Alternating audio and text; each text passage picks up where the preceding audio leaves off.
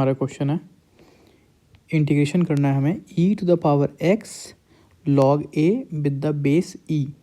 ठीक है, इसका इंटीग्रेशन करने से पहले एक log का प्रॉपर्टी देखते हैं जो कि है कुछ इस तरीके से। अगर कहीं लिखा हुआ है a log b with the base e, तो हम इसे लिख सकते हैं log b with the base e और b के पावर में a, यानी कि जो भी यहाँ पर मल्टीप्लाई में होता है वो यहाँ b के पावर में चला जाता है।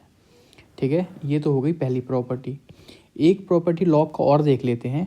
अगर कहीं ऐसा लिखा हुआ है a और a के पावर में है log और इस log का बेस है वो भी क्या है, a है।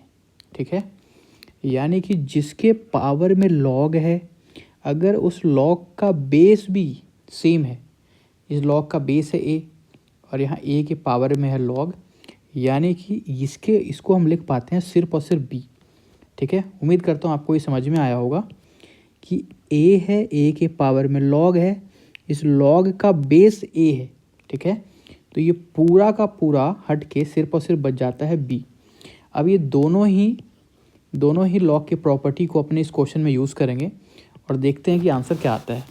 सबसे पहले इसको हम लिख सकते हैं अपनी पहली प्रॉपर्टी के according.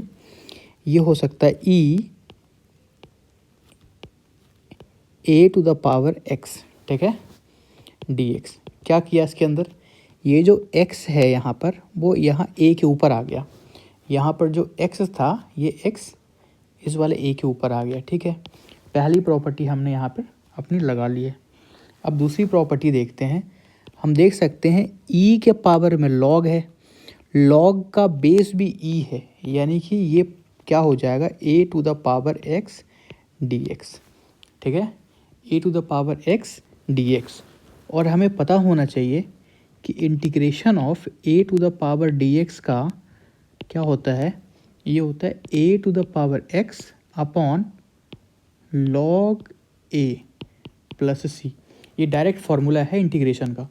a to the power x का क्या होता है, a to the power x upon log a with the base e plus c, यानी कि जो हमारा आंसर होगा वो क्या हो जाएगा, a to the power x upon log a with the base e plus c। ये हो जाएगा हमारा फाइनल आंसर।